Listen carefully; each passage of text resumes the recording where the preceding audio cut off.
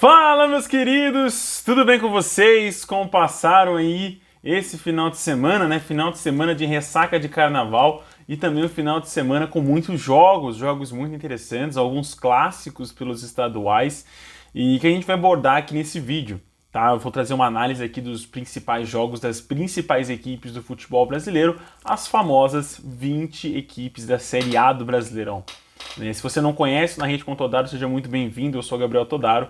E esse aqui é um canal que você acompanha as análises dos jogos das principais equipes do futebol brasileiro, sejam no campeonato estadual, nos campeonatos internacionais, como Copa Libertadores, Copa Sul-Americana, Copa do Brasil, Campeonato Brasileiro e também a Copa do Nordeste. Então todos os campeonatos que tiver uma equipe da Série A, você vai acompanhar o jogo dessa equipe respectivamente, né? Se a equipe for da Série A do Campeonato Brasileiro.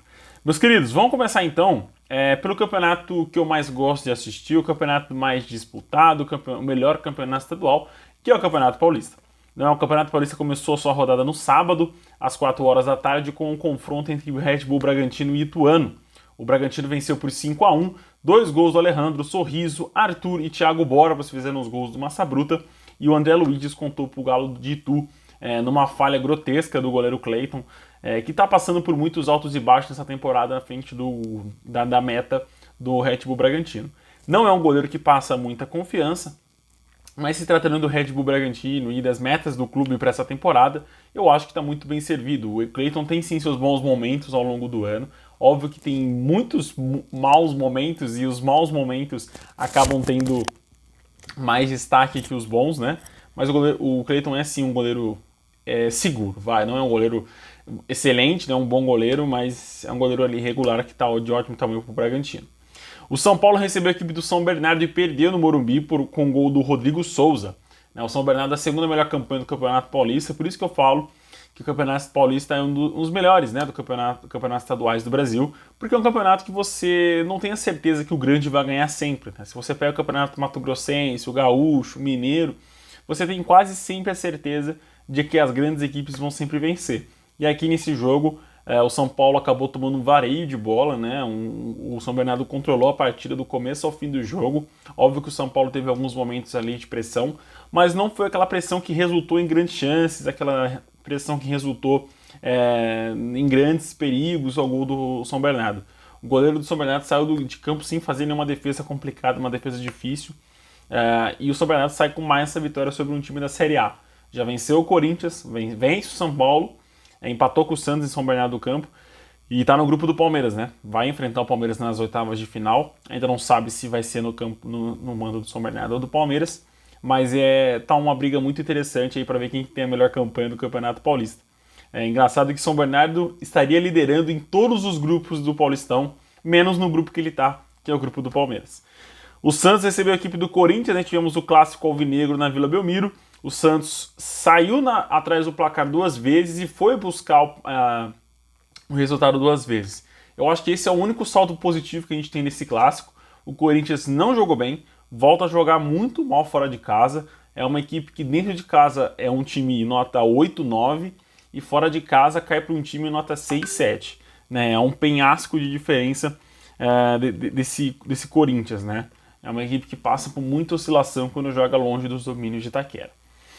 Mas Lucas Barbosa e Marcos Leonardo fizeram os gols do Peixe, Yuri Alberto e Roger Guedes fizeram os gols do Timão.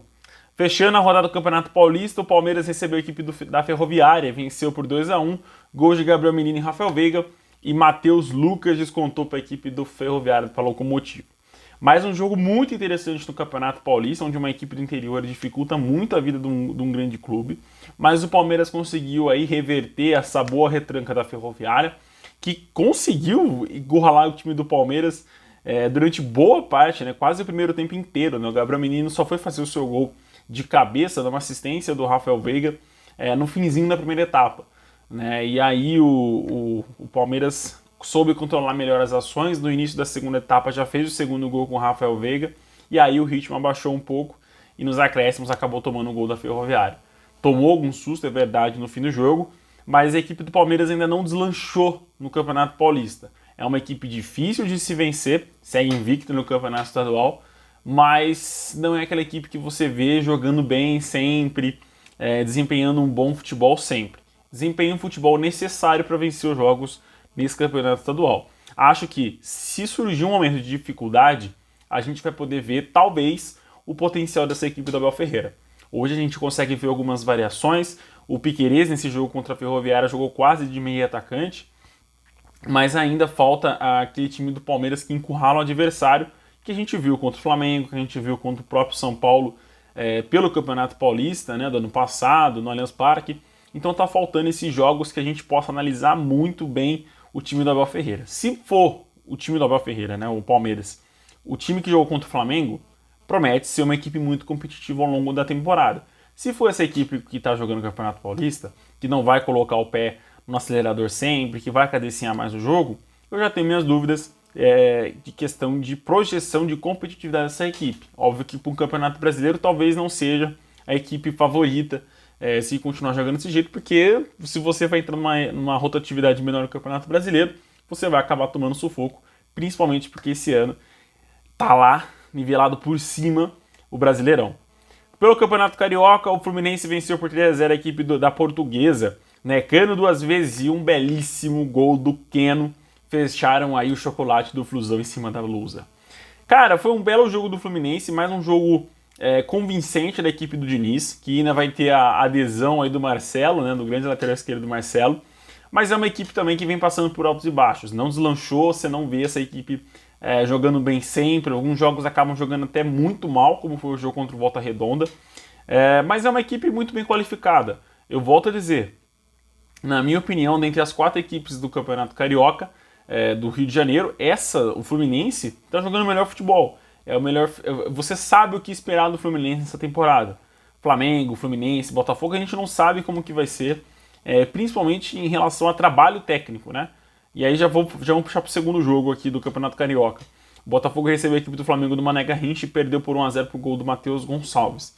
Foi o time reserva do Flamengo, mas seguiu muito o estigma do time titular. Pouca criatividade, poucas chances criadas, muita catimba, pouco jogo efetivo do Flamengo. Né? O Flamengo fez o primeiro gol logo no comecinho, né, com o jovem Matheus Gonçalves, e depois me arrisco a dizer que só deu o Botafogo. Eu não lembro mais de uma oportunidade clara do Flamengo de ampliar esse confronto. Eu vejo sim o Botafogo dominando mais a partida e na reta final, principalmente no segundo tempo, tomando completamente as rédeas do confronto. Então assim, o Flamengo ele passa por muitos altos e baixos, muita irregularidade e me faz lembrar muito o time do Paulo Souza, né, do começo do ano passado, que inclusive perdeu o Campeonato Carioca e também perdeu o Campeonato Brasileiro. Os pontos que perderam no início do Campeonato Brasileiro fizeram muita falta na reta final. Então assim, é uma equipe que a gente não sabe o que esperar, assim como o Botafogo. O Botafogo com o time titular enfrentando os meninos do Flamengo não conseguiu desempenhar um bom futebol. Faltou aquela qualidade no meio de campo para frente, aquela qualidade principalmente de decisão de jogada. O Tiquinho Soares foi muito abaixo, o Matheus Fernandes que entrou do jogo, né, também foi muito abaixo, o Patrick de Paula pouco efetivo na marcação e na criação de jogadas. Então é um time muito irregular que não consegue desempenhar um bom futebol, ao contrário do meio de campo e ataque do Vasco, que venceu mais uma vez por 4-1 a equipe do Boa Vista, né? Goleou no meio de semana pela Copa do Brasil e volta a golear novamente para o Campeonato Carioca. Pedro Raul 2 vezes, Alex Teixeira e Puma Rodrigues fizeram os gols do Gigante da Colina e Di Maria, não aquele, fez o gol do Boa Vista. Mais um jogo extremamente aproveitoso do ataque do Vasco, digamos, né? O ataque do Vasco funcionou muito bem, principalmente Pedro Raul, que está se entrosando mais com a equipe do Vasco, se habituando mais ao Vasco e provavelmente vai se tornar um dos grandes atacantes aí do futebol brasileiro nessa temporada e nas próximas que virão, porque realmente o centroavante do Vasco é um centroavante completo. Pelo Campeonato Mineiro, o Atlético Mineiro recebeu a equipe do América Mineiro, né? Clássico mineiro, e ficou no 1-1. Mais um clássico que o Atlético Mineiro empata e respondendo a um inscrito, né, ao nosso espectador aqui que comentou no vídeo anterior, eu acho realmente que o Fortaleza deu um baile no Atlético Mineiro pela Copa Libertadores, não porque jogaram juntos, tá? Faltou essa interpretação e assistir o vídeo, talvez. Não porque jogaram juntos, mas porque as duas equipes na mesma fase apresentaram futebol assim, completamente diferente uma da outra.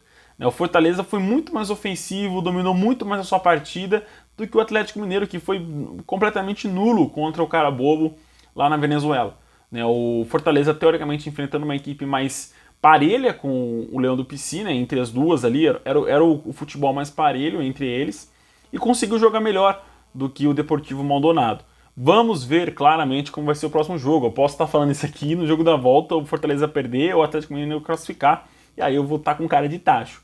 Mas por enquanto, o Atlético hoje joga um dos piores futebols, aí, digamos, futebol do Campeonato Brasileiro. Infelizmente, inicia esse ano como terminou ano passado, como uma das equipes mais desalinhadas do futebol brasileiro. Com o Hulk, é um baita de um time que funciona muito bem, talvez, porque contra o Cruzeiro, agora contra o América, não funcionou tão bem, mas quando vai jogar contra outros times, acaba sofrendo muito, sem o Hulk, na verdade, quando acaba jogando sem o Hulk, acaba sofrendo demais. Pelo Campeonato Gaúcho, o Internacional foi visitar o Aimoré e venceu novamente fora de casa, com gols de Maurício e Pedro Henrique. Um jogo seguro do Inter, um gol em cada tempo, dominou bem o Aimoré, vai começando a desenrolar melhor os jogos fora de casa. Vamos ver, vamos aguardar, vamos ver como que vai ser o Internacional nessa temporada, porque no começo começou muito oscilante, com jogos dentro e fora de casa, assim como o Corinthians, está ainda nessa, mas o Inter está começando a deslanchar bem. Quem deslanchou de verdade nesse final de semana foi o Goiás, pelas quartas de final do Goiano. O Goiás venceu por 8-3 a equipe do Goiânia. Nicolas 2 vezes, Lucas Alter, Vinícius, Cauã, Bruno Melo também 2 vezes e Felipe fizeram os gols do Esmeraldino. Assuério, Nilson Júnior e Wallace fizeram os gols do Goiânia. Foi um jogo que o Goiás dominou mesmo o confronto, encurralou e superou em diversos momentos a equipe do Goiânia. E foi uma goleada, cara. Praticamente classificado já para a semifinal do Campeonato Goiano. O Goiás já dá mais um passo à frente, porque fica praticamente impossível o Goiânia reverter esse confronto. Vamos ver, vamos assistir, vamos acompanhar, mas é praticamente classificado o Goiás para a próxima fase do Campeonato Goiano. Pelo Campeonato Baiano, e aí tá aquela, O Itabuna, se o Itabuna vencesse o Bahia, o Vitória estaria eliminado do Campeonato Baiano, correto? E para quem sabe, para quem ainda não sabe, o Vitória é o principal rival do Bahia. O que aconteceu? Itabuna 4, Bahia 0. O Bahia perdeu, entrou com o time em reserva, recheado de meninos, de terceira opção do time titular do Bahia. E aí perdeu por 4-0. Ítalo, Alexandre 2 vezes e Cezinha fizeram os gols do Itabuna. Não tem muito o que a gente analisar nesse confronto, é mais essa informação legal que eu trouxe para vocês. O Vitória foi eliminado do Campeonato Baiano, não classificou para a próxima fase. E ainda corre o risco do próximo ano, se não tiver uma boa campanha na Série B e também pela própria Copa do Brasil, de não disputar a Copa do Brasil ano que vem. Pois é, teremos uma Copa do Brasil talvez ano que vem sem o Vitória. Que fase da equipe do Vitória. Pelo Campeonato Mato Grossense, o Cuiabá dominou mais um confronto, e aqui eu não vou me estender na análise do Cuiabá, porque não tem o que a gente analisar. O Cuiabá vai realmente sobrar em muitos confrontos do Mato Grossense. Pablo Capezini, que está jogando muito bem, por enquanto, nessa temporada. Fernando Sobral, Vinícius e Daverson 2 vezes fizeram os gols do Dourado sobre o Luverdense. Pelo Campeonato Paranaense, o Operário venceu por 3-0 a equipe do Curitiba também, que acabou tendo o Kusevich expulso, jogando com um zagueiro a menos. Luiz Henrique, William Machado e Zé Vitor fizeram os gols do Operário. E aí o Atlético Paranaense fora de casa venceu a equipe do Londrina por 1-0 ao gol do Terans. O Atlético segue invicto, o Curitiba segue oscilando bastante no Campeonato Paranaense. Vamos ver como que vai ser a sequência das equipes ao longo da temporada, ao longo até mesmo do Campeonato Paranaense, que devem mesmo melhorar. Porque o Curitiba não está jogando bem, já o Atlético Paranaense está dando aula do Campeonato Paranaense, sobrando demais. Pela Copa do Nordeste, o Fortaleza venceu por 2-1 a equipe do Náutico, e aí foi uma equipe que sobrou os 90 minutos. A partir dos acréscimos, o Fortaleza baixou as linhas, baixou as rédeas, baixou a guarda e foi tomando algum certo sufoco do Náutico.